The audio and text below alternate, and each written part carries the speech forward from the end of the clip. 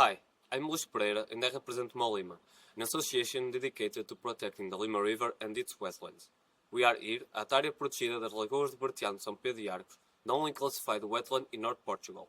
Wetlands like these are essential. They provide clean water, help control floods, and are home to incredible wildlife. They also play a huge role in fighting climate change by storing carbon and protecting biodiversity.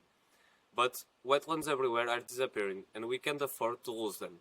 If we don't act now, future generations may never experience their benefits.